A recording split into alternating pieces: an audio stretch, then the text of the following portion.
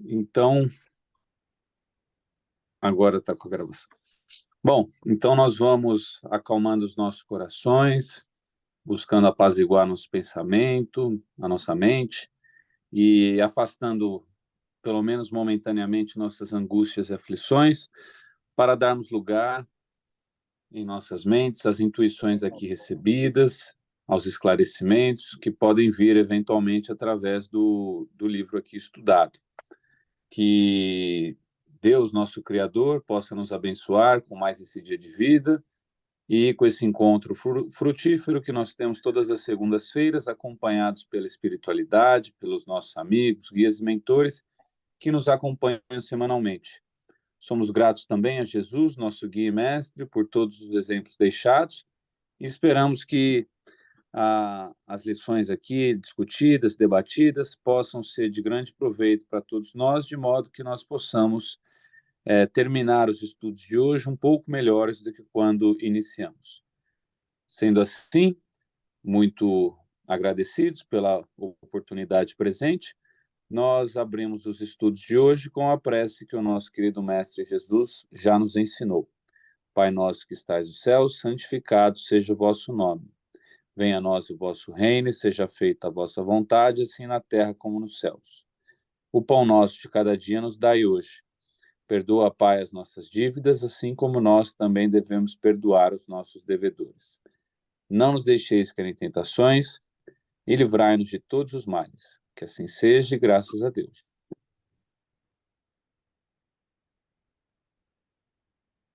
O Evangelho foi aberto no capítulo 14. Honra a teu pai e a tua mãe. E a lição é parentesco corporal e espiritual.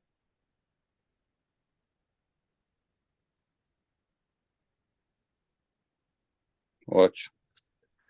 Está no chat.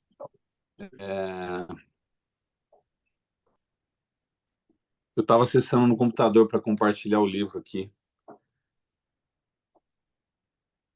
Não sei se você ia compartilhar alguém, mas eu já estou. É que se eu botar as credenciais do Salvone aqui, eu derrubo você. Acho que, mas eu estou com as minhas. Acho que não vai acontecer isso não.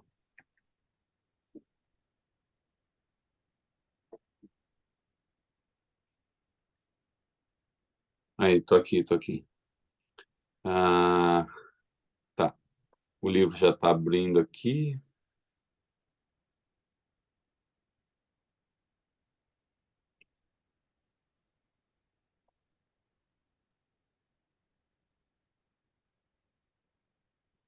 Eu já vou compartilhar.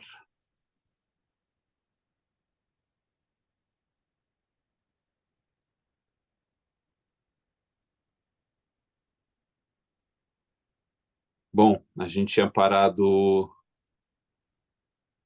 nessa parte aqui, que era a memória de Deus, não foi? A gente leu por último esse é a memória de Deus.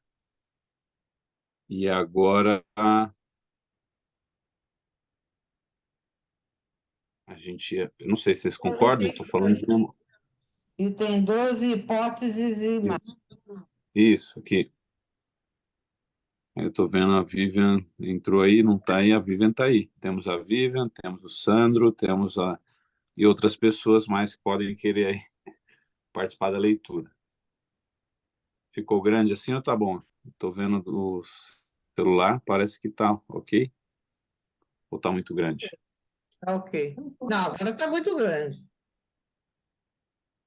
Pode ser um ou menos. Melhorou? Tá bom assim. Ok. Quem teremos de leitor hoje? Quer que eu leia? Eu leio hoje. Pode ser? Pode ser, pode ser.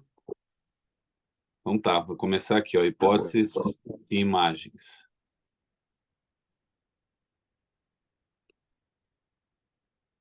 Hipóteses e imagens. Como conclusão, creio legítimo supor que o principal enigma da psicometria é o próprio enigma do tempo em seu relacionamento com o espaço.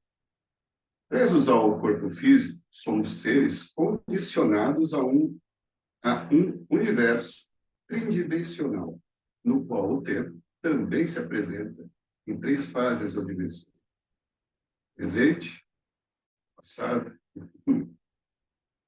Como tudo que ocorre no universo está gravado em fitas magnéticas multidimensionais pelo cosmos fora, certas pessoas provavelmente, auxiliadas ou dirigidas por espíritos mais competentes, capazes de ir ao passado e até ao futuro, é provável, e ler o ali se encontra gravado. Da mesma forma que o cabeçote de um gravador eletrônico pode ler uma fita magnética e alimentar o complexo dispositivo mediúnico do aparelho que reproduz, com maior ou menor fidelidade. Está contido na fita. A qualidade daqui é interessante, né? Que é da época do videocassete, né, gente? A moçada já tem que atualizar, né? Porque a moçada já tá, não está mais nem no DVD, né? Já é na mídia. Vamos lá. Da mesma forma, a reprodução depende da qualidade do aparelho e sua fidelidade na resolução de som e imagem, desde o cabeçote, o tubo de vídeo e alto-falantes. É todo um sistema que entra em operação.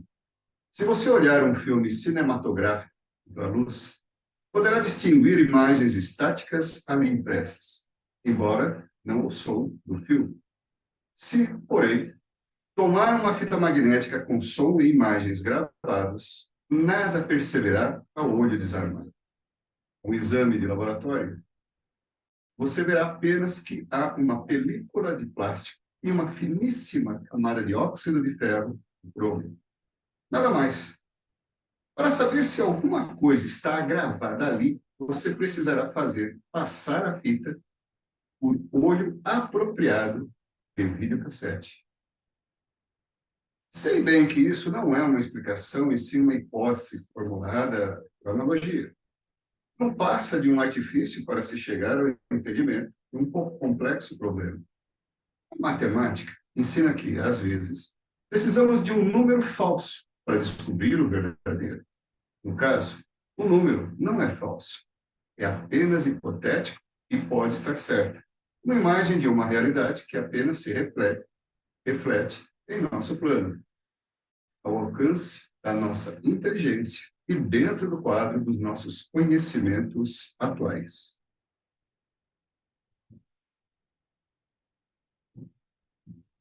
Há alguns anos atrás, estaríamos falando de fluidos que serviriam de veículos a todas essas manifestações. Hoje, dispomos de imagens mais aproximadas. Amanhã, talvez cheguemos à realidade mesmo. Evitemos o assodamento, que nunca foi bom conselheiro.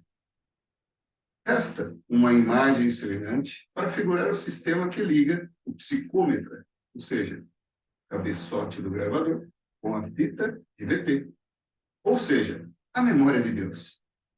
Aí é que, a meu ver, entra um objeto que, em lugar de ser um mero estimulante, como propôs Bosano, que não dispunha à época de imagem melhor, é um sintonizador. Uma vez fechado o circuito, só resta ao psicômetra ler o que está gravado e reproduzi-lo com a possível fidelidade a partir de seus próprios circuitos internos. Sons, imagens, pensamentos, emoções, cenas históricas e dramas pessoais estão todos gravados por aí à nossa volta. Aprendemos a captar o som com os aparelhos de rádio, som, imagem, televisão, som, imagem e pensamento, com psicometria, que também nos leva a cenas históricas e aos dramas pessoais. Bom, antes de seguir aí, pensando no que foi lido aqui, ele começa falando de hipóteses e imagens, lembrando que a gente está falando de psicometria, aliás, é o capítulo dedicado a isso, né? E a gente percebe que de uma segunda para outra a gente ainda mantém essa dúvida, ou não diria dúvida, apesar da gente entender o texto, fica difícil a gente a gente traduzir para a nossa realidade, né, com as palavras que nos chegam, o real entendimento do fenômeno da psicometria. Falar é clarividência, está desdobrado, não está, quando está, de que forma está, quais outros fenômenos estão envolvidos. Então, aqui, no fim, ele fala aqui, né? Eu gostei dessa comparação. Ele começa a falar do gravador. Ele fala, pô, o gravador, dependendo de como você analisar a película que está lá, né? O Super 8 mm, e assim vem isso. Depois tem o DVD, o disco de vinil, enfim, tem várias formas de gravar sons e áudios, desculpa, e imagens, né? O audiovisual, tem várias formas de ser gravado. Independente da forma, isso é uma analogia ao que ele põe, isso não descreve o processo por si só, ele fala que é uma explicação, não é uma explicação, é uma hipótese formulada por analogia, ou seja, ele quer comparar um fenômeno a outro e ele usa essa analogia para isso, para descrever uma hipótese. Como é que o médium psicométrico, né, ele põe aqui o psicômetra, ele vai conseguir acessar esse portfólio audiovisual, né, da nossa história espiritual barra material. E aí ele traz a fita. A gente já pegou um filme fotográfico, por exemplo, você coloca contra a luz, né, aqueles antigos, você consegue ver ali quais fotos estão ali. Se você pegar um filme, você vai conseguir ver as cenas do filme, né? Cada claque daquele é uma cena do filme. Quando você roda aquilo, você forma a imagem em movimento ali. E aí você tem um filme, com áudio possivelmente, enfim. Mas e como faz o médium? Eu gostei até dessa parte. Se pegar um exame de laboratório e olhar a película, você vai ver ali uma película plástica com uma camada de óxido de ferro ou cromo. Enfim, o que ele quer dizer é que dá para você ver a mesma imagem de várias formas, depende daquele que está acessando aquele registro. No caso do psicômetro, ele ainda põe que é a mesma coisa, né? Nem todos nem todos os médiums sintonizados a esse registro, eles vão ser capazes de interpretá-lo e descrevê-lo da mesma forma ou de maneira idêntica, eu colocaria. Mas é possível fazer isso. Depois, imagina, a gente até falou isso na semana passada, em que a gente falou sobre a memória de Deus, era o nome de um dos subcapítulos aqui desse capítulo. E aí, se a gente pensar no universo, né, preenchido pelo fluido cósmico universal, de algum modo, ele guarda o registro de tudo que aconteceu desde sempre, em várias camadas. É algo difícil da gente compreender mesmo. Mas acho que vale o registro aqui, né, de que, pelo que é posto, é possível sim acessar esses registros, né? Em diferentes tempos, diferentes histórias. Ele põe aqui, ó, sons, imagens, pensamentos, emoções, cenas históricas e dramas pessoais estão todos gravados por aí à nossa volta. Isso extrapola muito o audiovisual da nossa contemporaneidade, que vai tratar meio que dos sons e imagens. Tem até umas salas de parques, não sei se vocês, fazendo um parênteses, né? Eles trabalham efeitos sensoriais, né? Você vai numa sala de cinema, a sala fica gelada, se tem uma cena fria, aí espirra água no seu rosto, se tem uma cena com água, a poltrona mexe, se tem algum tipo um terremoto, algo, enfim. Isso não chega, acho que nem perto, né, daquilo que pode perceber um médium que tem essas habilidades da psicometria, por exemplo, em termos de ele captar sons, imagens, pensamentos. Tanto é que a gente estava falando aqui há umas semanas atrás sobre o modo como fica o médium a acessar isso. Alguns podem até ficar maus, né? Ficar um pouco mal, um pouco abatido, um pouco enjoado, enfim, depende do contato que ele tem ali e do fenômeno. Enfim, alguém quer falar alguma coisa antes da gente seguir aqui? Não? Então pode seguir aí, Sandra. Aqui, ó, o tempo só espera que a gente amadureça um pouco para ir revelando os segredos da vida aí para gente. O tempo só espera que amadureçamos um pouco, mais para irmos mostrando os segredos da vida. Uma das minhas mais recuadas lembranças, aí pelos 6 ou 7 anos, foi o fascínio dos pré-históricos aparelhos e galena. Os de minha geração Talvez se lembrem, mas os jovens têm hoje outras fascinações. Era um pequeno pedaço de mineral acinzentado, de formas mais ou menos regulares, ou seja, cristalizado, que hoje conheço como sulfeto de chumbo, que nos punha em sintonia com as primeiríssimas estações de rádio, num pequeno raio geográfico de alguns quilômetros. Havia uma espécie de agulha que íamos movendo sobre o mineral para conseguir chegar ao ponto em que o som era mais audível, ou menos confuso, como queira. Então, era a glória, pois os toscos fones de ouvido reproduziam algo muito parecido com música e voz. Eram sons produzidos por gente invisível e que só poderíamos ouvir por meio do aparelhinho mágico. E era a de quem está psicometrando o meio ambiente. Umas 3 décadas depois, vivia em Nova York, quando fiquei sabendo que uma das empresas controladas pelo cantor Bing Crosby acabara de inventar um processo pelo qual som e imagem ficavam gravados em fita magnética e, a partir dali, podiam ser reproduzidos. Estava nascendo videotape. A tecnologia acabava de decifrar mais um enigma do universo. Fiquei fascinado. Como seria isso? Foram necessárias mais 2 décadas e meias para eu compreender que a tecnologia apenas reproduzira o que já existe, ou seja, um aparelho para ler, ouvir e transmitir o som inaudível e a imagem invisível, tal como o psicômetra faz com a memória de Deus, ou melhor, que Deus permite que ele o faça. Talvez por isso Bozano tenha escrito nas suas conclusões o seguinte: este entrançamento de diferentes manifestações supranormais representa, ao demais, a regra da fenomenologia metapsíquica, provavelmente por serem elas, em última análise, o produto de uma única faculdade transcendental, privativa do espírito humano, em sua dupla qualidade de encarnado e desencarnado, e mediante a qual ele se manifesta.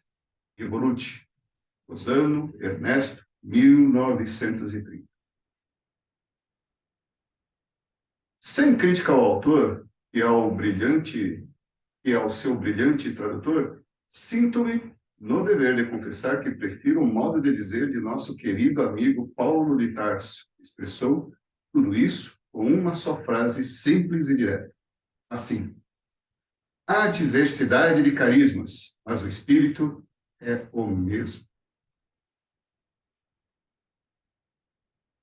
Quer parar ou continuar? Não, vou... Alô? Oi. Ah, tá, não sabia se meu microfone estava aberto. Não, vamos parar rapidinho aqui. Alguém mais abriu o microfone, quer falar? Deixa eu ver aqui. Essa ação que ele fez aqui no rádio tinha realmente muito antigamente, os primeiros rádios, ele era realmente uma agulhinha de um mineral, né? Ele não era valvulado, mesmo valvulado já era coisa de novas gerações, né? Muito menos o transistorizado ou os que a gente tem hoje em dia.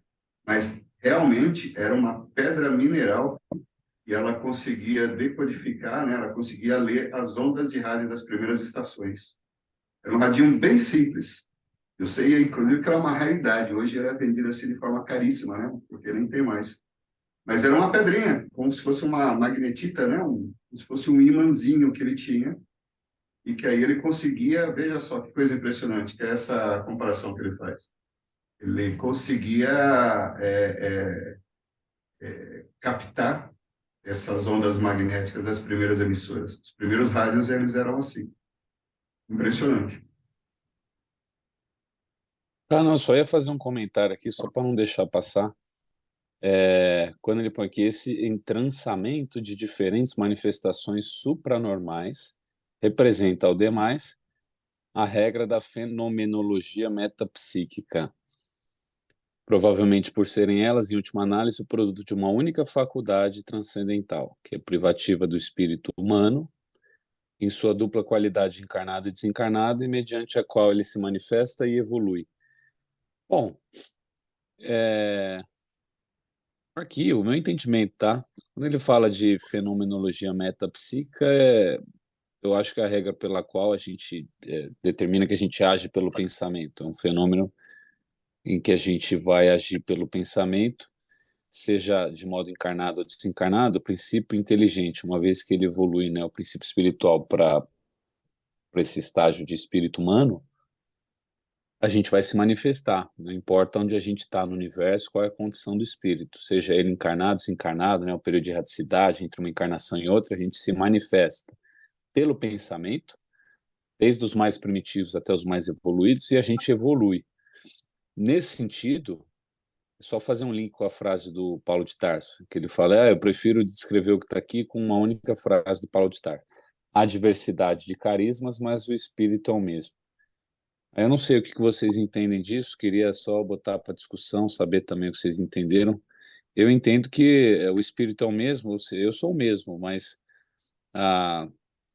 o modo como eu me apresento nas diferentes vidas, ele vai mudar, vai oscilar. Eu posso ficar aí um recorte de 500 anos sendo uma pessoa de hábitos muito reprováveis, né? Mas o que é isso perto da eternidade, né? Então, depende muito do recorte temporal. Se você olha no recorte de 100 anos, de 1000 anos, de 1 milhão de anos, vai haver sim uma diversidade dos carismas a depender de como você recorta o tempo para determinado espírito. Isso cabe para nós também.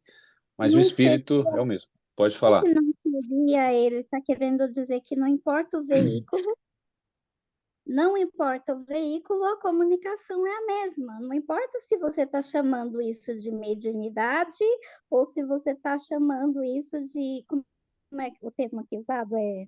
Eu sempre esqueço o termo. Onde? Aqui no livro? Do livro.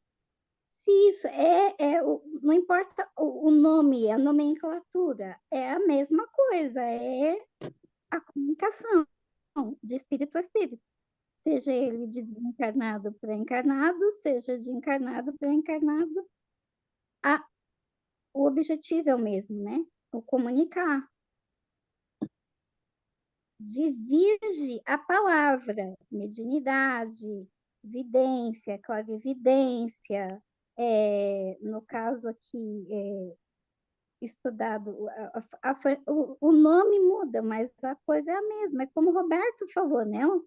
Sendo, comunicação, a mediunidade, sendo através de mediunidade ou não, eu acredito que seja isso. Queria dar um pitaco aí, né? Bom, primeiro eu queria dizer que eu acho que essa linha que o Henrique falou é uma boa, porque a tendência de todos nós, um dia, é nos tornarmos espíritos puros, né? Evolução. E para isso, a gente vai adquirindo conhecimento, diversidade de conhecimentos, de carisma, de talentos, de dons, de virtudes, que ainda temos só alguns agora. E alguns ainda talvez é fraco. Mas, em todo caso, como ele fala aqui, mediante o qual ele se manifesta e evolui, ou seja, quando se manifesta, nós estamos falando aqui de uma linguagem de português ou de inglês, sei lá, uma linguagem terrena, né? Que nós estamos tentando fazer leitura de uma psicometria que a gente não sabe, como é que a gente transforma isso na linguagem nossa, né? Então precisa de um tradutor, e o tradutor é o médium aí, né? É isso que é a questão, que está traduzindo para nós. E essa é a diversidade que ele tem a possibilidade de fazer essa tradução. Por que razão? Pelo fato evolutivo do médium, né? Ou que ele desenvolveu já essa faculdade de traduzir para nós, na nossa linguagem, né? Agora, se a gente está em espírito, talvez a gente não precise da linguagem portuguesa, a gente talvez não se manifeste de outro jeito. E no futuro, como é que a gente vai fazer as leituras né? Em que língua? Língua do pensamento? Como é que é? Por isso que os espíritos não falam, não conversam pelo som, né? Então significa que o único problema que a gente tem é é como que a gente transfere para a nossa linguagem para a gente poder entender, né? Agora, imagina o que eu entendo hoje com o meu conhecimento todo, eu desencarno, como ele está falando aqui, encarno e desencarno, eu desencarno, né? Mas como é que esse conhecimento vai ficar comigo, o espírito? Ele está registrado dentro do espírito, né? Como é que fica, né? Só que aí eu vou encarnar, por exemplo, em outro mundo. Melhorei. Eu tenho que me adaptar a uma outra linguagem. Como é que esse conhecimento se traduz para aquele mundo que eu vou? Eu preciso ter um jeito de extrair a, o conhecimento e transformar ele numa linguagem que eu possa lidar com os outros, porque senão, como é que eu faço, né? Então, acho que o único problema dessa psicometria é para dizer para nós que tem tudo registrado. Aonde a gente queira, vai estar tudo registrado. E dizem até que é o futuro. Eu não compreendo ainda muito bem como é que é esse futuro, né? Porque eu acho que é um futuro assim meio incerto, assim do tipo assim um propósito, um planejamento que você possa fazer o que vai acontecer no futuro. Não sei se pode ser assim uma coisa exata, né? Porque nem a nossa encarnação a gente não tem exato o que vai acontecer com a gente tem uma proposta, né, de linha de trabalho, tem várias ramificações. Agora, todo esse conhecimento que já está registrado, todas as experiências que nós passamos, que ficou registrado, nós temos que trazer. Como é que eu trago aqui para a turma? Por isso que ele citou aí a vida de Fitch, o videocassete, o videotape, porque tem um registro ali, né? Um registro magnético que você transforma numa linguagem visível e que a gente compreenda nessa tradução, né? Então, a única coisa que eu acho que o médium na psicometria tem essa qualidade, né? Qualidade essa que foi adquirida ao longo do tempo, não sei muito bem explicar como, né? Perfeito. Vamos ler o caso do vestido aqui? Ele vai trazer um episódio da Regina, ainda envolvendo a psicometria. O caso do vestido. Podemos chamar o caso do vestido ao mais dramático episódio de psicometria ocorrido com Regina. Foi assim, como está narrado a seguir. Durante alguns anos, ela recebeu de um amigo espiritualista americano pacotes de roupas, saldos e brinquedos usados para distribuir. Ele recolheu esse material entre frequentadores de seu grupo, que lá costumam chamar de igreja mesmo, church. Regina retirava os pacotes das repartições próprias, não sem vencer algumas barreiras burocráticas complicadas.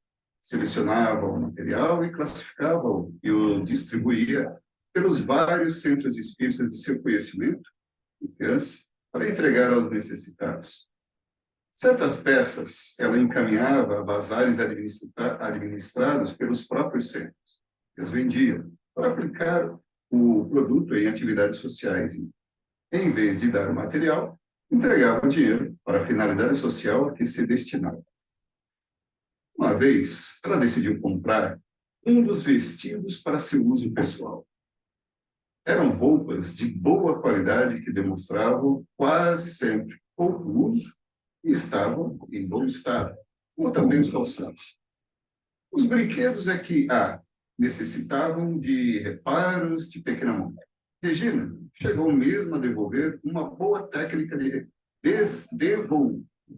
desenvolver uma boa técnica de recuperação, restituindo a peça a uma condição de quase nova. Com isso, fez a alegria de muita criança que jamais ter sonhado com um brinquedo importado. O vestido de sua escolha era longo, simples e elegante, muito do seu gosto pessoal. O dinheiro correspondente foi encaminhado ao centro e ela guardou, pois não estava necessitando dele no momento, dado que sempre fez suas próprias roupas. Certo dia, resolveu preparar o vestido para usar. Depois de lavá-lo cuidadosamente, fazendo secar, começou a passá-lo ao pé.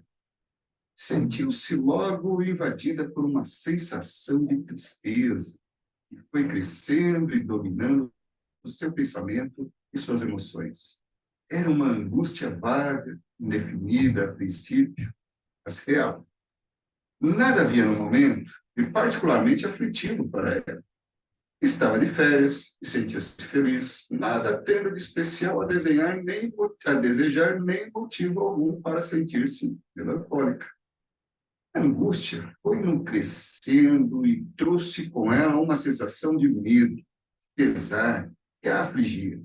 Subitamente, ela percebeu que seu ventre crescera, estava muito inchado. Ela percebeu que tinha câncer abdominal e estava prestes a morrer. Já assustada a essa altura, foi ao espelho e viu-se perdida, com os olhos, com o ventre crescido e com uma aparência terrível, o rosto lívido, contraído. Não havia dúvida. Meu Deus, estou com câncer, pensou. Verdadeira comoção interior desencadeou-se nela. Além da angústia, estava como que magoada, não queria morrer. Não era justo partir tão cedo vitimada pelo câncer. Subitamente, as lágrimas começaram a escorrer-lhe pelo rosto abaixo, incontroláveis, à medida que a sensação angustiosa parecia sufocá-la. Caminhou um pouco pela casa e voltou ao espelho. Lá estava a imagem do desespero, em pranto, ventre crescido. E ela pensou, mas como é que eu nunca soube que tinha câncer? E, de repente, aparece esse ventre assim, inchado. Foi esse o pensamento mágico. Foi esse o pensamento mágico. Estremeceu, sacudindo a cabeça e disse a si mesma, espera aí, em primeiro lugar, eu não tenho câncer, coisa nenhuma. Em segundo, mesmo que eu tivesse, não seria motivo para esse drama todo. Afinal de contas, morrer não há nenhuma tragédia. É como se estivesse saindo de um estado de transe. Havia parado para pensar e começou a desdobrar o raciocínio na tentativa de racionalizar aquilo tudo. Afinal, o que estaria acontecendo com ela? Ainda há pouco, estava se sentindo feliz e bem disposta, pensando nas coisas boas da vida. Quando foi mesmo que a invadiu aquela sensação de desconforto que chegou ao pânico? Pacientemente, começou a repassar as atividades do dia, analisando o estado mental e emocional ligado a cada uma delas. Acabou chegando ao momento em que passava o vestido de ferro. Percebeu, então, que fora ali que a tristeza começara e foi num crescendo que a levou aos limites do desespero, após haver vestido aquela peça. Não havia dúvida, era o vestido o causador de tudo aquilo. Tirou-o imediatamente e jogou-o num tanque com água venenosa, de que ele viesse a contaminar, psiquicamente, outras roupas suas do armário. Em seguida, tomou um banho, sentou-se e orou por alguns momentos, dirigindo seu pensamento à dona do vestido, pois, a essa altura, estava convencido que a mulher morrera de câncer, sentindo-se injustiçada e infeliz, cheia de temores e aflições e, até mesmo, desesperada, inconformada porque não queria morrer. Sentiu-se prontamente aliviada de toda aquela pressão emocional, sem saber o que fazer do vestido e não desejando dá-lo a ninguém para evitar que outro viesse a sofrer aquelas angústias, talvez sem o mesmo tipo de defesa de que ela dispunha. Regina conversou a respeito do estranho caso com uma amiga mais experimentada. Ela sugeriu que o vestido fosse encaminhado ao centro no qual servia, para que fosse levado a uma reunião mediúnica, onde orariam pela desconhecida pessoa a quem a roupa pertencia. A sugestão não trazia uma boa carga de convicção, mas não lhes ocorreu outra providência a tomar. Nunca soube Regina o que poderia ter acontecido com a moça do vestido. Certamente, a intenção foi a melhor possível de ajudá-la a superar a sua decepção em face da morte, que, para muitos, é mal irremediável, quando é apenas uma transição, muitas vezes, para melhor. Daí em diante, Regina passou a ser mais cautelosa. Nunca mais vestir a roupa alheia e nem gosta de emprestar as suas. Se alguém lhe pede uma peça emprestada, ela prefere dar-la de uma vez. Nunca se sabe das vibrações e se estranham e se entranham nas peças e dos contágios psíquicos que possam trazer a quem as usa depois. Realmente, hein? Assim, brechó vai morrer de falta dos medos dos espíritas. Mas realmente, que experiência, hein? Bom, essa parte que você contou aqui, todo esse capítulo aqui é dedicado à história do vestido, né? É controversa a questão de brechó ou roupas usadas. Eu acho que cabe sim histórias como essa, mas eu acho que elas não podem representar o todo, ser generalizantes, né? Você pegar isso, até porque eu teve um meme outro dia, né? Falar, você fica aí falando de roupa de brechó, mas o certo mesmo é comprar aquela roupinha da marca tal que vem carregada da energia da escravidão moderna, né? Sei lá. A gente também não sabe quantos centavos ganha a costureira que está fazendo a roupa e que tipo de energia, não que ela tenha intenção, né, de tipo, acometer um de nós com aquela energia, mas a gente não sabe quanto de raiva que ela estava passando quando ela estava ali costurando aquela roupa. A verdade. Pode falar, gente. Quem ia falar? O próprio Regina conta uma Celso. história da Regina, não sei se vai estar escrito nesse livro, porque me parece que não. Que ela mesmo, ela atendia as famílias pobres, ela montava os enxovais para bebê. Só que o enxoval que ela montava, ela fazia, tricotava isso tudo, né? E montava, ela fazia com a mão dela. Quer dizer, tudo bem que ela não usava, mas também não vai ali também a presença dela. Então, eu acho que então isso é um pouco duvidoso essa questão aí de doar, não sei o quê. Aí o problema é só da sensibilidade da pessoa, né? Eu acho isso aí, porque às vezes sim tem uma carga magnética negativa em alguma coisa, né? Aí você Uhum. sente. Mas daí você deixar de fazer, de usar, de trocar, de doar sua roupa para que. Ah, peraí, mas. Daí o juízo tem que ser um pouco diferente, né? Você, quando faz a doação e faz isso de coração, aí tá indo uma boa energia lá para aquela roupa, porque vai atender a gente, né? Aí você pega, lava em casa com amor, não dá roupa suja para a pessoa, você lava, prepara, passa, põe lá no e doa isso daí. Caramba, né? Então é uma parte bastante positiva, embora a roupa ela tenha, vamos dizer assim, ela tenha a história magnética dos seus usuários, né? Sim. Mas, Bom, mas hoje... pode falar, desculpa, desculpa. mas Depois eu veja falo. bem, a gente também não lida com pessoas o dia todo aqui. Nós estamos entre nós aqui conversando, um lidando com o outro, conversando, né? A gente tem uma troca magnética entre nós, né? Então, a roupa faz parte também da relação, né? Sim, o que eu ia dizer um ponto, né?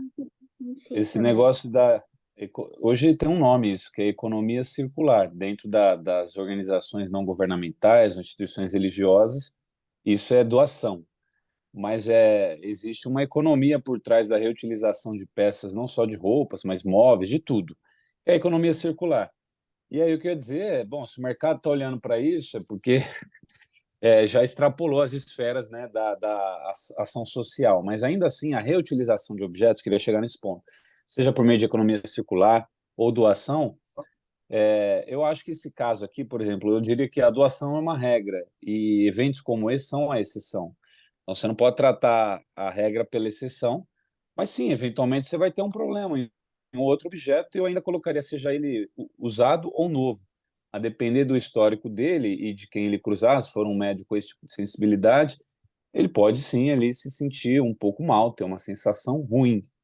Mas, de modo geral, foi o que o Celso falou, tem medidas profiláticas, né, Celso? A gente bota muito amor em ciclos de doação, reutilização, costuma lavar, algumas coisas ainda ficam estacionadas no bazar do centro, ou de qualquer bazar da igreja, onde também tem outros espíritos ali envolvidos entre aspas, higienização dessas peças para sua posterior reutilização. Então, acho que esse caso é mais a exceção e menos a regra. Você ia falar, Andressa? Eu Não, é também. o que você falou mesmo, eu concordo. Eu acho que é até necessário para a nossa sociedade que isso aconteça, né? É necessário, a gente precisa aprender a compartilhar, é um caminho natural, E vai ser exceção à regra alguém conseguir captar. E assim, lavou tá novo, gente. Que isso? Até o corpo da gente lavou tá novo, que já roupa. Ó, no meu caso também. E a mediunidade dela que é muito ímpar, né? Muito, É. muito ímpar. Olha, desculpa, se assim não fosse,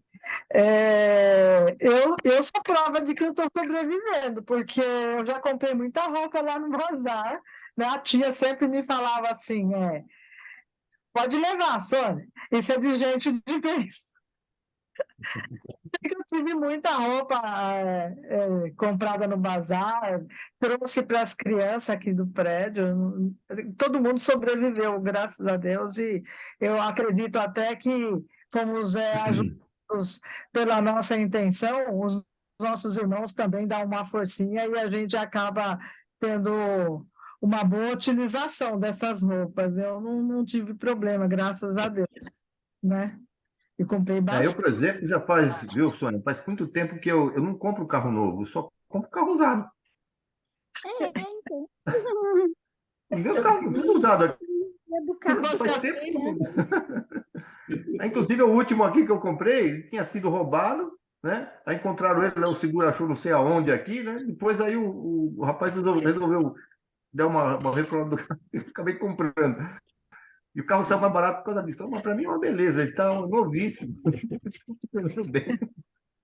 Bom, né? Por olha, isso que tem gente que vai na igreja e começa a falar, padre, vai pedir para o padre passar água benta no carro para tirar o, né, o mal olhado. sem falar que nós, eu e a Sônia, a minha mãe sempre ganhava roupas e também desde a nossa infância. Ela comprava, tanto ganhava, ela comprava, ganhava.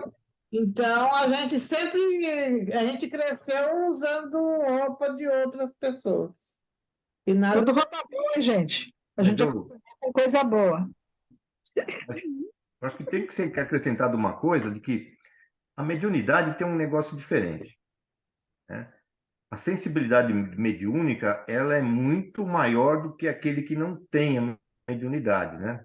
Por exemplo, se alguém ferir a gente, que não somos médiums, e você se sentir, né, ferido porque alguém te falou alguma coisa que você não gostou, se eu fosse médium, eu ia duplicar esse meu sentido, porque o médium tem esse negócio, né? Porque ele tem essa habilidade de sensibilidade espiritual mais aflorada. Então, aí, pode ser que aqueles que são médiums é, sentem com mais facilidade esses, né, as auras dos objetos, essas coisas. Pode, né? Outro dia, não sei quem comprou uma casa, a gente foi lá visitar, tal. Aí o Antônio entrou lá dentro, ó, legal, essa casa tá boa, tu pode morar aqui, tá tranquilo. Mas não é que você sabe, ó, o que eu estou vendo aqui, o ambiente aqui tá bom, tudo mais, a aura da casa tá boa. Eu não vi nada, ele viu, né? Vou fazer o quê? Né? Coisas, né? Depende da sensibilidade do objeto, mas como a Regina, ela tá certa, ela não comprar, mas passar adiante não vai prejudicar nada em ninguém, então tá tudo certo. Vem cá, a Regina tá me parecendo um pouquinho medrosa, né? Nas coisas, né? Coitada, ela passou de tanto problema. Porque é uma dificuldade assim, bastante acentuada, né? Então, para ela devia ser bem mais penoso, realmente. Mas É uma questão mais de conseguir administrar, né? Porque o que ela... O objeto não está fazendo nenhum mal. Ela é que entrou no é verdade. da pessoa, né? Do ambiente eu já senti, porque eu acho que por eu sair pouco dos lugares onde eu fico, locais para mim mexem muito comigo. E aí eu digo, fisicamente abala mesmo. Fisicamente você sente, é uma energia muito chocante, muito física.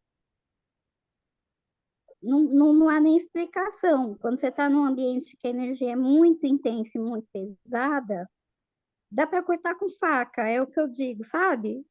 Mas E no caso da Regina, ela sente dos objetos, então para ela não daria. Mas não, é como o Henrique falou, exatamente o que o Henrique disse. A pessoa não sentiu, não tem por que não, né? Vamos lá?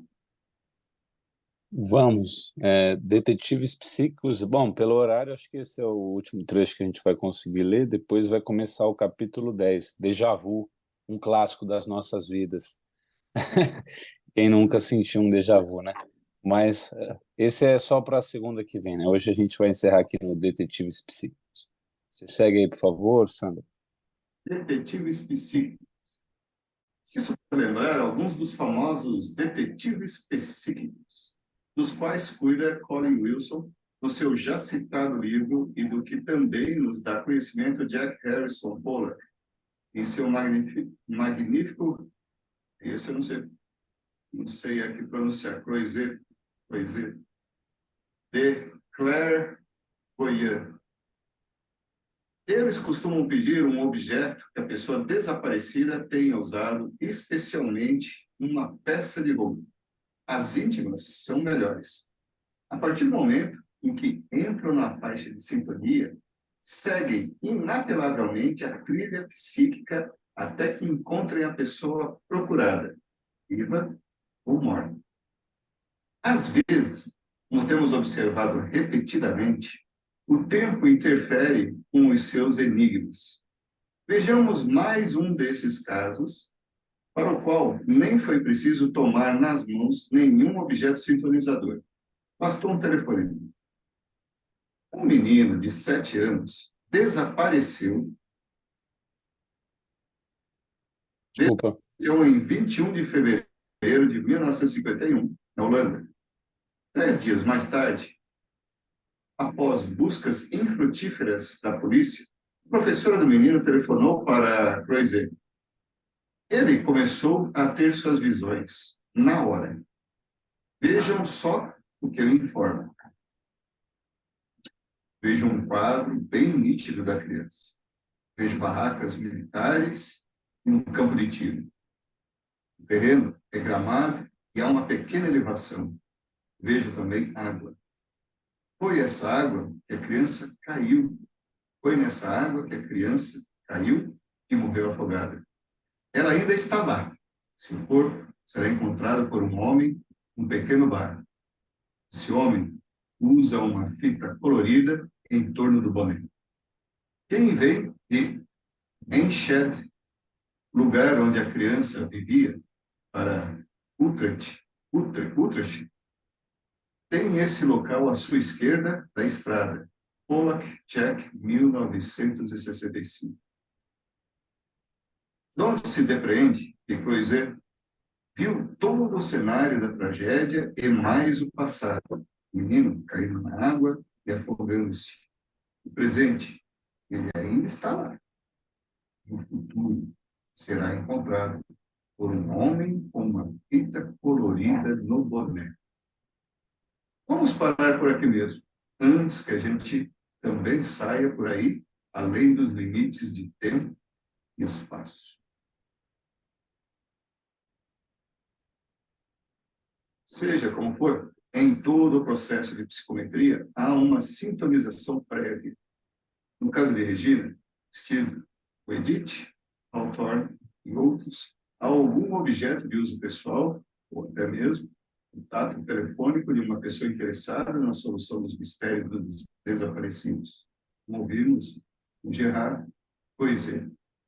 A partir da sintonização, contudo, o processo tem certas constantes que costumam ocorrer com todos os psicômetras que, em última análise, operam utilizando-se da faculdade que os ingleses chamam de clairvoyance. Ou seja, clarividência itinerante, com a diferença de que viajam não apenas pelo espaço físico, mas também no tempo. Ao analisar o fenômeno, Frederick Mears escreve isso. A clarividência perde, frequentemente, o rumo e descreve casa e cenas adjacentes às desejadas. De repente, como se literalmente recuperasse pelo faro a trilha, como se encontrasse um lugar onde tenha estado a pessoa de quem ela está à procura, ela segue a pista com maior facilidade, descobrindo aparentemente tanto eventos passados de sua vida como circunstâncias presentes. O processo, lembra, com frequência, o cão que, se abandonado longe de casa, acaba encontrando o caminho de volta. No princípio, hesitantemente, usando não sabemos que instinto. De repente, uma vez encontrada a trilha pelo faro, segue-a facilmente a despeito de confusões e obstáculos. Mears Frederick, 1920. Na dramática psicometria da pena de pombo feita pela senhora Hawthorne, Seattle, a certa altura, que há uma trilha magnética, telepática, que uma vez identificada na multidão de vibrações que povoam o espaço, leva o pombo direto ao seu pombal, a muitos quilômetros de distância. O que nos fascina, o mistério que nos leva a investigá-la até decidir os seus enigmas, é exatamente o fato de ser misterioso. São os estimulantes que nos excitam a inteligência, os poderosos magnetos que nos arrastam na direção do conhecimento. A vida seria uma insuportável pasmaceira, não fossem seus enigmas e mistérios.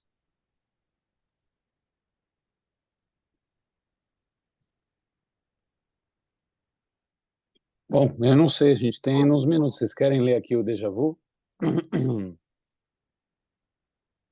Ou vocês acham melhor a gente começar a semana que vem pelo déjà vu? Eu acho que dá tempo de começar assim, Henrique, está muito cedo.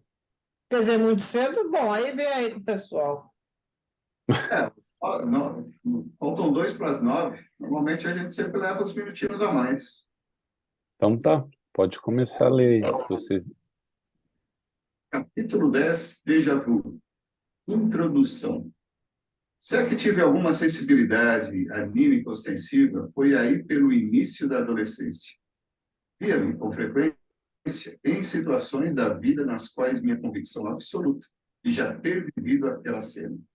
As pessoas faziam gestos que eu já vira e diziam palavras que eu já ouvira.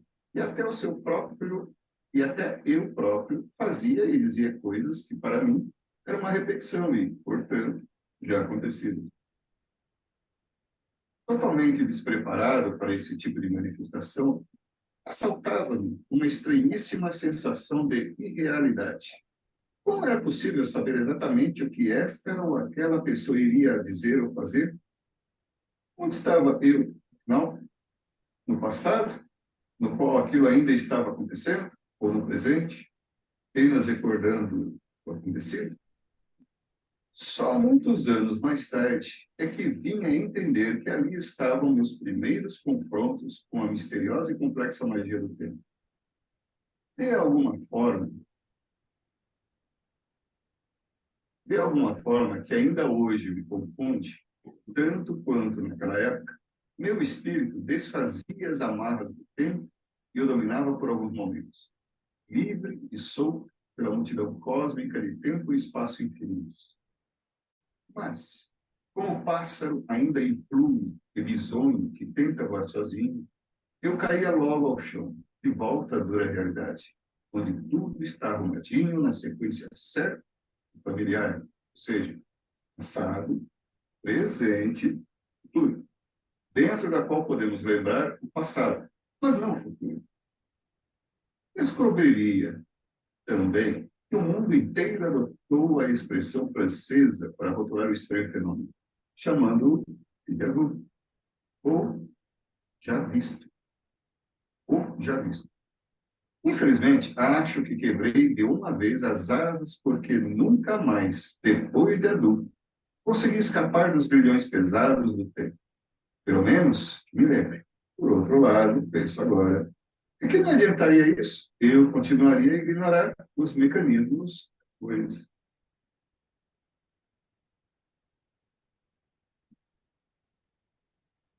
Um amigo meu, brilhante engenheiro, que exerceu cargos de relevo na grande empresa a que servimos durante muitos e muitos anos, viveu inesperadas experiências de déjà vu. Na cidade de Roterdã, na Holanda, terra de Erasmo, andando pelas ruas, de repente, ele descobriu que conhecia a cidade sem nunca ter estado lá, ou, pelo menos, assim lhe dizia sua memória. Sabemos, contudo, que a memória tem um desses mistérios, como o tempo com o qual mantém secretas maquinações para confundir os pobres mortais. O certo é que o meu amigo se sentia familiarizado com as ruas, as praças e locais de maior interesse histórico. Estava, portanto, vendo algo que já vira, o onde ele sabia. Era ali, em Roterdã, mas e o quando?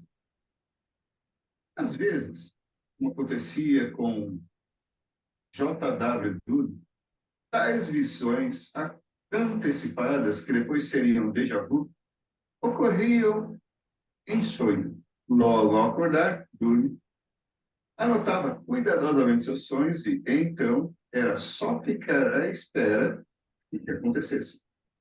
Coisa semelhante ocorreu com pessoas que contaram suas experiências à doutora Louise Hill, esposa do famoso cientista criador da parapsicologia moderna. Conta ela, no seu livro Hidden Channels of the Mind, episódios em que, através dos sonhos, certas pessoas vão ao futuro e depois são surpreendidas com a realização do sonhado, em seus mínimos detalhes. Pauline Wilson menciona experiências pessoais do Dr. Michael Chalice, livro de 1982, intitulado On Time. Certa vez, Chalice era ainda uma criança. Lembro, chegando à porta dos fundos de nossa casa e gritando pela minha mãe para avisá-la de que eu estava de volta, quando me invadiu a sensação de que aquele momento já havia ocorrido anteriormente, imediatamente que minha mãe iria dizer que teríamos salada no jantar. Ela disse, naturalmente. Tais experiências duram apenas alguns momentos, mas são de dramática intensidade. Wilson Collin, 1984. E outra vez, já adulto, o Dr. Charles dava uma aula quando foi envolvido pela mesma e conhecida sensação de déjà vu. Ele sabia, por exemplo, que iria sugerir ao aluno, eram só, certos exemplos constantes do livro que estava no seu gabinete de trabalho, e que ele, Charles, iria até apanhar o livro. Resolveu, de repente, fazer um teste. Dessa vez vou mudar o futuro. Decidiu resistir, ou seja, não ir buscar o livro. Foi inútil. Tal como já lhe aconteceu uma vez, ele ouviu sua própria voz dizendo dar um pulo ao meu escritório e apanhar o livro. E foi. Mais uma vez o evento a que, de alguma forma, ele já havia assistido quando tudo aconteceu irresistivelmente. Tais fatos são o desespero dos pensadores. O conceito de que o futuro já aconteceu e que nada podemos fazer para modificá-lo é, obviamente, irreconciliável com qualquer visão racional da existência humana. Como William James, temos de acreditar no livre-arbítrio, se é que estamos interessados em fazer o melhor que pudermos. Lozano também enfrenta essa perplexidade, um enfoque diferente. Em meu livro, Os Fenômenos Psíquicos, tinha eu concebido no mesmo sentido a conciliação das teses filosóficas do livre-arbítrio e da fatalidade, consideradas em relação com a clarividência do futuro. A fórmula a que cheguei foi esta: nem livre-arbítrio, nem determinismos absolutos durante a encarnação do espírito, mas liberdade condicionada. Lozano, Ernesto, 1930. No seu entender, a única hipótese capaz de explicar o mistério seria a da reencarnação. É certo isso, dado que a reencarnação decide a questão do livre-arbítrio, determinismo, não no âmbito... agora me perdi. Põe aí outra coisa, para saber onde que eu... Aí, determinismo não no âmbito dos exíguos limites de tempo e espaço, mas na perspectiva da imortalidade em que se projeta o ser humano. É evidente que a reencarnação é uma realidade insofismável e que a própria ciência obstinada do nosso tempo começa a aceitá-la, premida por um volume esmagador de demonstrações. Porém, a despeito de concordar com Bosano em gênero, número e grau sobre a doutrina palingenésica, ela não me parece decisiva nesse contexto, dado que se alguém pode ver o futuro que aqui está no dia de amanhã, no mês que vem, daqui a um século ou 2 milênios, então é porque haverá quem eu possa ver em nossa última encarnação, e mesmo, além disso, em A Memória e o Tempo, proponho considerar isso dentro do conceito de que Deus não pode ignorar o futuro. E se Deus o conhece, o futuro já existe. Que é isto dizer que não temos como fugir ao nosso roteiro espiritual? A experiência do Dr. Sherris com o livro poderia indicar que sim, mas não entendo a coisa dessa maneira. Em primeiro lugar, o Dr. Sherris poderia, não digo que estivesse, estar sujeito a uma influência espiritual que o induziu a ir buscar o livro. Não creio, porém, que fosse o caso. O que ocorre, no meu ver, é que numa projeção sobre o futuro, o Dr. Sherris já havia visto tudo desenrolar. A aula naquele dia. Fenômeno que muitas vezes ocorreu com Regina. E viu que, em determinado momento, ele dizia ao aluno que iria ao seu gabinete apanhar um livro para discutirem juntos o exemplo que integrava o tema da aula. Chegado o momento em que o déjà vu ocorreu,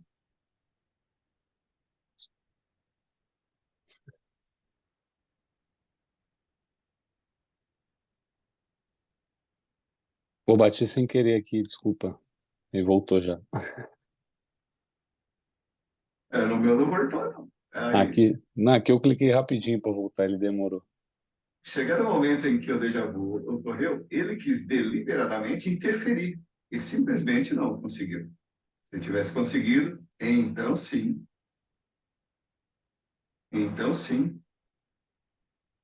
teria desafiado o seu próprio livre-arbítrio, uma vez que já decidira ir apanhar o livro, fato esse que ele já vira acontecer em alguma dimensão do termo. A não ser assim, como entender que algumas pessoas possam descrever minúcias, eventos que só irão acontecer 2 ou 20 séculos depois? Não há como explicar de outra maneira os eventos previstos já existiam na memória de Deus. Isso não quer dizer que cada um de nós tenha de passar por ali obrigatoriamente. E Deus, na majestade de sua postura intemporal, já nos viu no futuro, passando por ali. Talvez por isso, dizia Casey, que Deus é tempo, espaço e paciência. Como iria ele permanecer à mercê do tempo e do espaço, se tudo isso é criação sua? É preciso que haja uma força ou inteligência acima do contingenciamento de tempo e espaço, capaz de criar essas realidades sem, contudo, ficar sujeita a elas, o que seria contraditar não apenas faculdades divinas, mas a própria realidade, que aí está, e na qual vivemos e nos movemos. No dizer de Paulo, o Criador não cometeria o equívoco ingênuo de se deixar dominar pela sua criação e encerrar a si mesmo no cárcere, tempo e espaço em que vivemos. É isso. Portanto, somos criados simples e ignorantes, como diz a doutrina espírita, como as primeiras luzes da razão, em algum ponto do processo evolutivo. Somos dotados da faculdade, do livre-arbítrio, que será daí em diante nossa bússola, ainda que sustentada pelo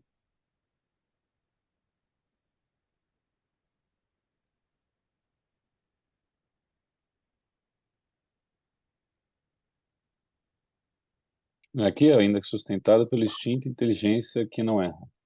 sustentada pelo instinto de inteligência que não erra. Ação é livre, mas não a reação, seja qual for. Contudo, a forma de utilizarmos a nossa faculdade de decisão. Deus a respeita até extremíssimos limites de tolerância. É paciente, dizia Case. Mesmo porque estamos presos ao contexto fixado nas leis cósmicas que regulam todo o universo material e ético.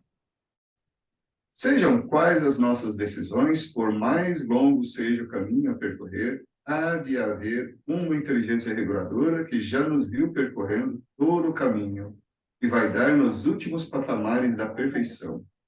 Se nós, simples mortais, contidos ainda nos limites de um corpo material, podemos, às vezes, dar certas escapadas ao futuro e ver o que está reservado para nós, por que razão não poderia fazê-lo a inteligência que criou e sustenta todo o sistema universal? Logo, não é o nosso futuro que está determinado e não temos como escapar dele. Alguém lá em cima, com tudo, já sabe o que vai acontecer. Que decisões vamos tomar. Da mesma forma que um bom astrônomo pode calcular quando e onde o espaço cósmico se encontrará daqui a 600 anos em um determinado corpo celeste.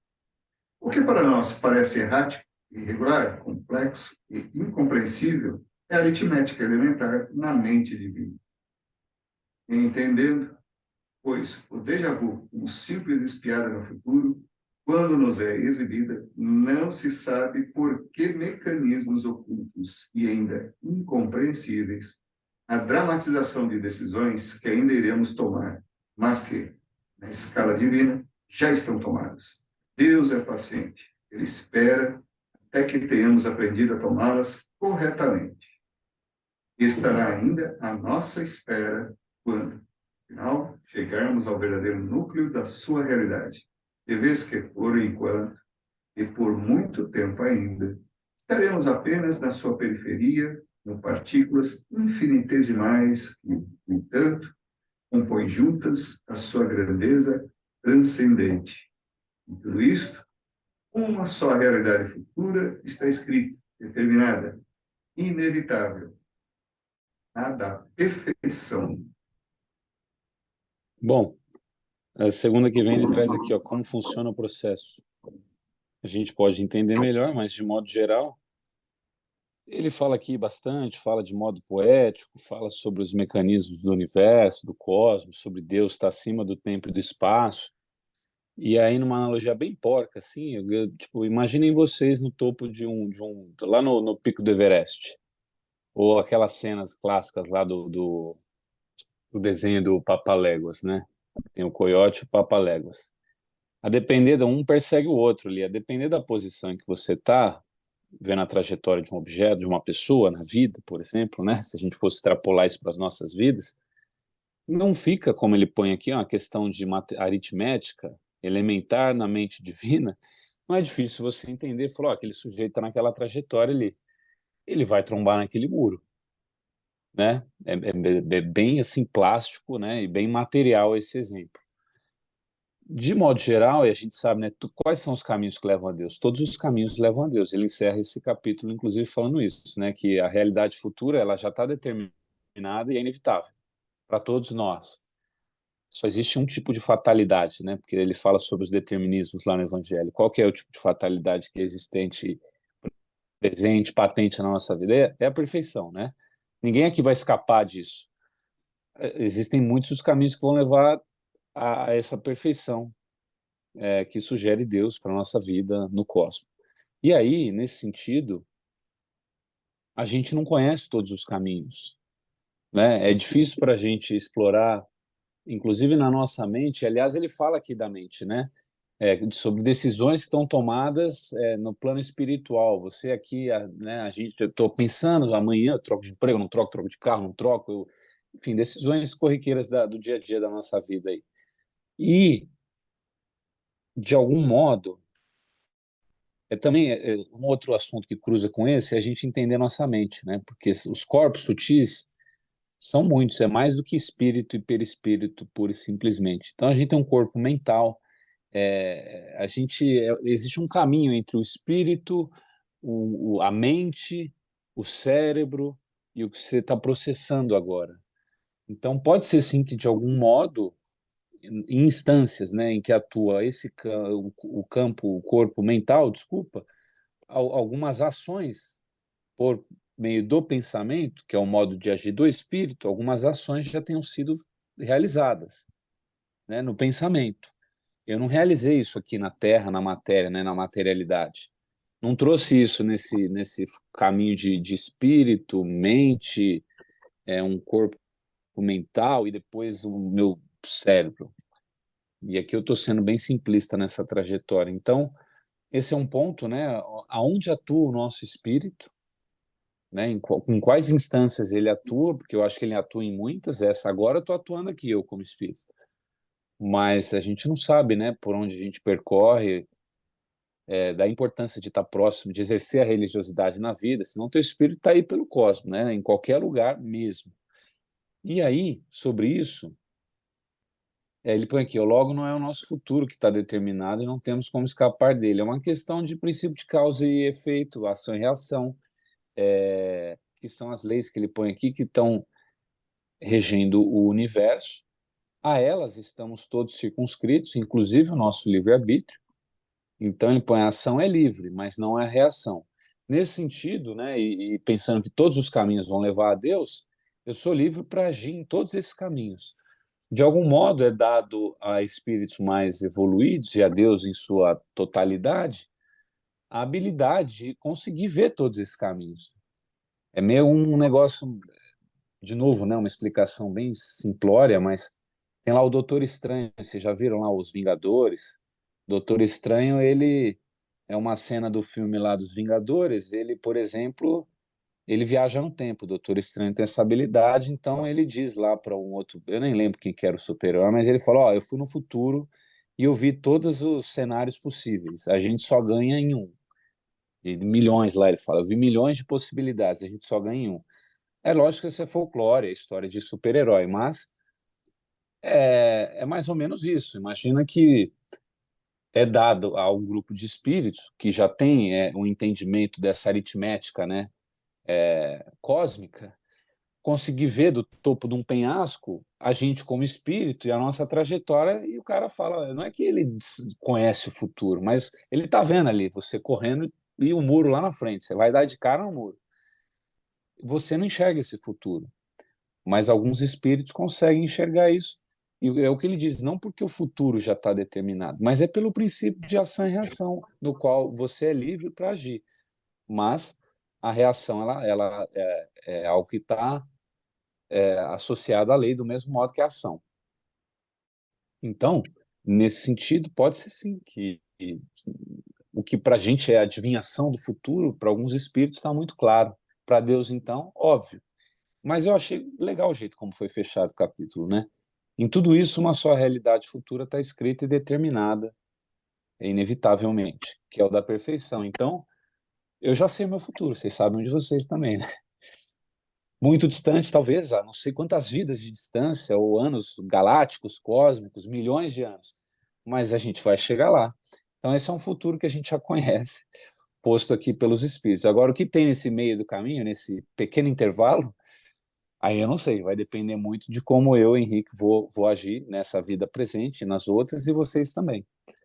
Então, e depois, é lógico, né, eu dei aqui uma romantizada para terminar, para fechar, mas a gente vai entender melhor como funciona o processo do déjà vu na segunda que vem, é o que vai tentar trazer o capítulo.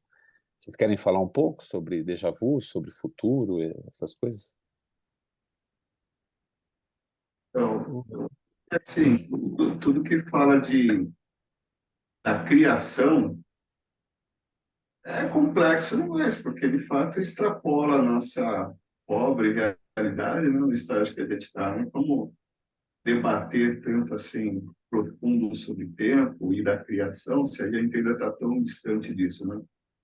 Então a gente consegue ter só alguns vislumbres, né? Pode ser, do que não pode ser. Dá um nó na cabeça terrível e extremamente filosófico, né? Sobre isso daí. Eu acredito Tem um livro, também a questão pode de... falar. Eu acredito também um detalhe, né? Nós somos espíritos que estamos no meio material. O meio material ele funciona por ciclos, né? Tanto é que agora nós estamos terminando, vamos dizer assim, nós vamos passar por uma mudança de ciclos, né? E assim como os judeus utilizavam, e tem a sua coerência, quando eles usam o ciclo 7, multiplicado por eles, né? Então significa que existe um padrão de comportamento em nós. Eu acredito o seguinte, que os espíritos falam, olha, o Celso tem tal padrão de comportamento, né? E esse padrão de comportamento eu posso enxergar ele até ele terminar o ciclo. Não sei qual é. Então ele sabe ler o futuro, como é que vai acontecer por causa do meu padrão de comportamento. Quando terminar aquele ciclo, quando eu puder e estou, dizendo assim, somando experiências, talvez eu entre num outro padrão de comportamento mais avançado, evoluído. E durante um ciclo, eles mais curto ou mais longo, não sei o que dizer como que é isso. Os espíritos que estão olhando lá de cima, pela montanha, né, que a gente sabe aqueles, né, eles sabem dizer e prever o que vai acontecer com aquele lá. Né? Assim como a Terra agora vai passar por uma passagem, ela vai iniciar um ciclo. Né? Nós estamos agora, né, justamente para a entrada da regeneração. E a regeneração, o que é? É o sábado da cultura judaica. São 7.000 anos. 7.000 anos. Nós estamos no último. Nós estamos, na verdade, estamos, segundo o Haroldo, a gente está a 15 minutos da regeneração. No plano do ciclo que existe. E segundo o que o Haroldo. Aliás, não é do Haroldo, quem fala isso é o Pedro, na própria vida, né? Um dia é igual a 1.000 anos. 1.000 anos é igual a um dia para eles. Então está completando o sétimo dia que ele vai entrar no sábado, que é o dia do descanso, que é a regeneração. Mais 1.000 anos. Para então entrar no próximo avanço do planeta. E nós que a gente também, nós particularmente, temos o ciclo de padrão, né? Porque, fala a verdade, se a gente entrar num ciclo assim, de evolução muito evoluída, assim, super, a gente não aguentaria, seria um sofrimento muito grande.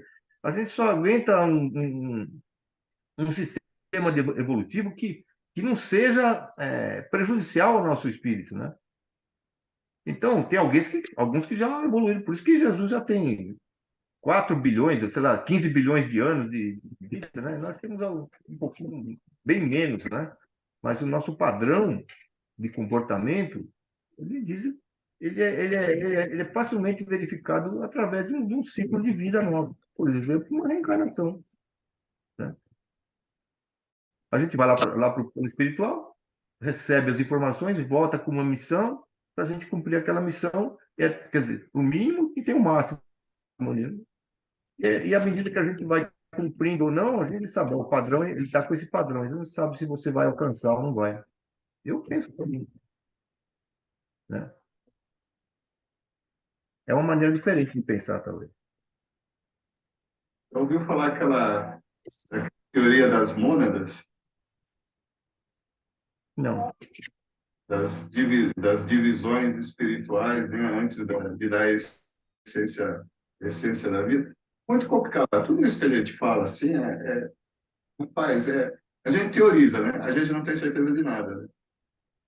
Mas eu tenho uma opinião particular, e provavelmente só uma opinião particular mesmo. Como aqui colocaram, olha, pode ser isso, pode ser aquilo. Eu, né, a infinidade do universo, para mim, é meio tipo matemática. Né? Eu não sei quantos Celsius existem. Mas, provavelmente, todos os Celsius parecidos, eles dariam. Eu tenho esse tipo de crença. Se é verdadeiro, eu também não sei. Mas eu tenho essa sensibilidade que talvez pudesse ser algo similar a isso. Muito difícil a gente chegar e comentar onde um infinito de um universo deixa de ser infinito. Se é infinito, né? O quanto existem de probabilidades daquelas realidades que podem ser criadas ou não por mentes.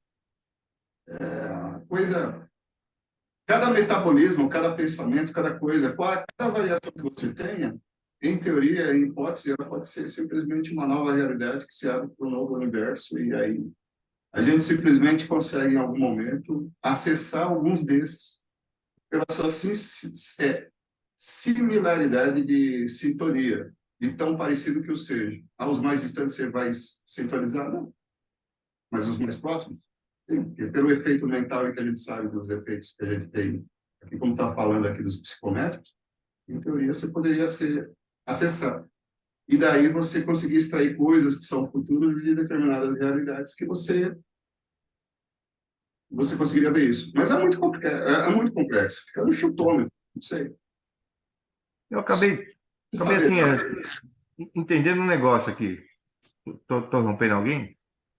Entendendo um negócio. Por exemplo, eu estou na minha personalidade de Celso, né? Entende santo, então, né? Quando eu desencarnar, acabou, Celso. Vou viver uma outra personalidade, né? Mas o espírito é o mesmo, segundo Paulo aí. Em cada personalidade eu desenvolvo habilidades e carismas. E vai somando ao longo do tempo, porque o espírito é o mesmo. Mas o Celso não vai ter mais. Não vai ter mais Ângela, não vai ter mais Sandra depois que a gente se for. A gente vai ter outras personalidades em desenvolvimento. E a cada uma delas a gente vai acrescentando, né, talentos e evolutivos.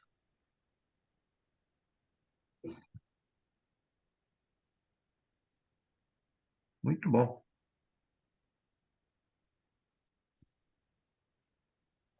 Oi, Eu estava falando com o microfone desligado. Pode falar, Carlos. Não, eu só tava na minha cabeça é assim, quando um dos super-heróis lá falou que ele viu 1000 possibilidades e só uma eles ganhavam.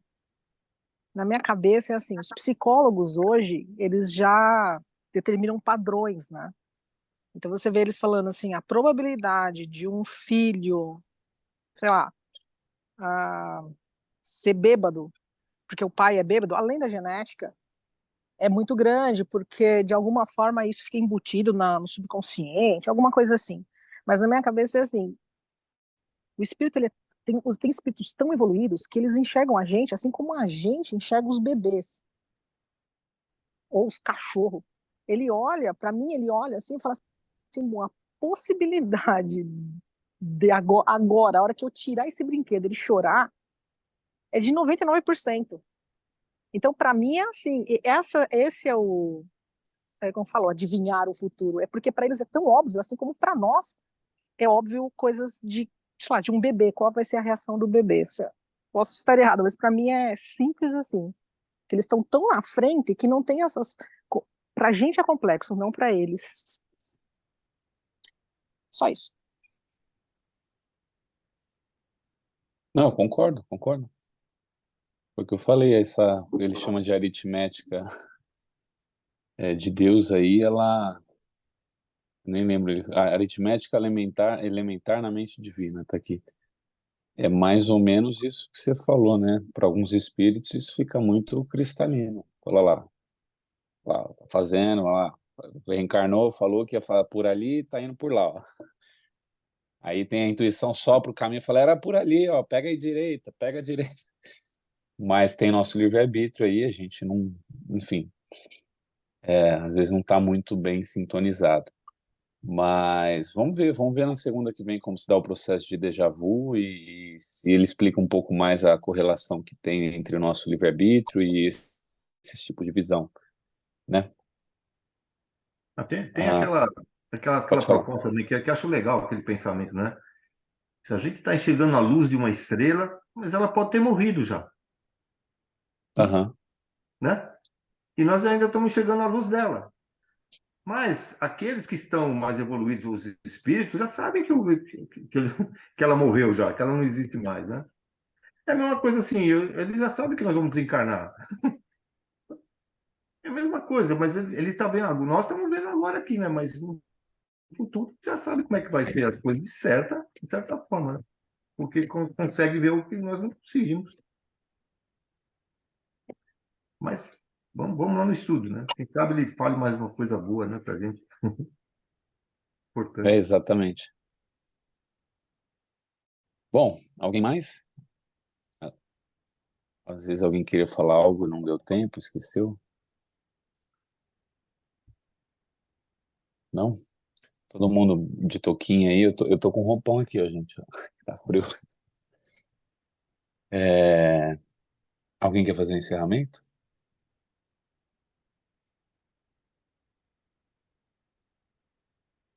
Não? Então tá.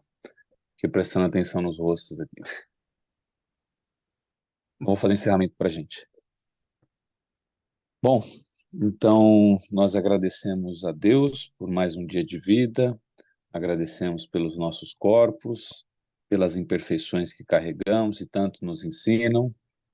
Agradecemos a presença de todos os espíritos aqui, sobretudo aqueles que são nossos guias, mentores, instrutores. Agradecemos a todas as intuições recebidas, aos bons aprendizados, que todos os espíritos aqui presentes, nos planos espiritual e material, possam de algum modo ter suas dúvidas sanadas e suas dores consoladas, que nós possamos, ao fim desse encontro, estar um pouco melhores do que no início dele. E, bom, hoje é segunda-feira, que essa semana possa ser de grande proveito para todos nós, que nós tenhamos sucesso na aplicação dos ensinamentos evangelizadores de Jesus em nossas vidas, pois esse é nosso propósito aqui na Terra, aprender cada vez mais para servir cada vez melhor, conforme nos sugere nosso amado Mestre. É com as palavras dele que nós encerramos esse encontro, esperançosos de dias melhores para todos nós. Pai nosso que estais no céu, santificado seja o vosso nome. Venha a nós o vosso reino e seja feita a vossa vontade, assim na terra como nos céus. O pão nosso de cada dia nos dai hoje. Perdoa, Pai, as nossas dívidas, assim como nós também devemos perdoar os nossos devedores. Não nos deixeis cair em tentações e livrai-nos de todos os males. Que assim seja, graças a Deus. Bom, alguém quer compartilhar aí alguma sensação que teve, percepção, evidência? Roberto teve alguma visão? Não? E Andressa?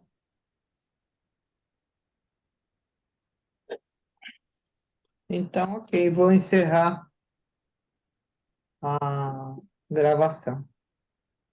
Tá bom, gente.